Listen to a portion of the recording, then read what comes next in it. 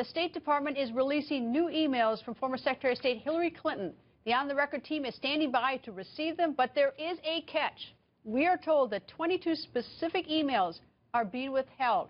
Now, the intelligence community says those 22 emails are, quote, too damaging to national security to release under any circumstances. Now, those emails contain top-secret information. Fox News Chief Intelligence Correspondent Catherine Herridge, who has been following this enormously closely for months, is here. Catherine, what's up? Well, Greta, I broke this story along with my colleague Pamela Brown, one of the senior executive producers, earlier today, that some of these Clinton emails are so highly classified that they're just too damaging to release under any circumstances. So they will be withheld in full. That means that you'll never even see a piece of paper with heavy black redactions with the content. The feeling is they cannot be released under any circumstances. And after we published our report, the State Department issued a statement confirming that this was the case and that, in fact, 22 top-secret emails are in play, as well as intelligence from what are called special access programs. These are programs that are even beyond top secret. Right. Were these emails classified when they were in her custody, or were they upgraded later to classified? The intelligence agency that generates the information has final say on classification.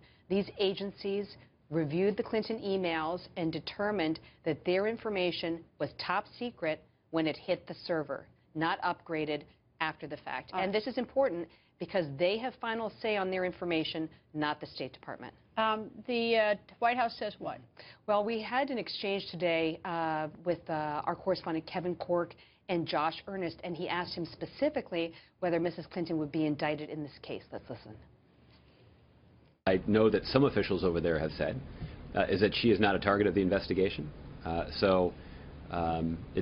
does not seem to be the direction that it's trending, but I'm certainly not going to weigh on a decision or in that process in any way. That is a decision to be made solely by independent prosecutors. But again, based on what we know from the Department of Justice, it does not seem to be headed in that direction. That statement from Josh Earnest has got the backup of our contacts at the FBI and the Justice Department for two reasons.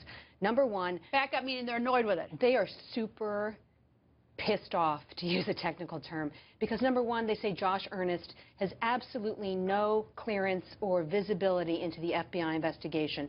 Number two, they say it really seems part of a troubling pattern from the White House, because the president earlier said he did not see any national security implications to the Clinton emails, and then we found out he had never been briefed. And the whole idea is not to make this even more political than absolutely necessary. But the White House is weighing in and certainly leaving the public with the impression that is not backed up by the evidence in the case. All right, just an aside, the Hillary Clinton campaign says that it's classification gone amok, over classification. They want them all released, but we'll get to that in a little while.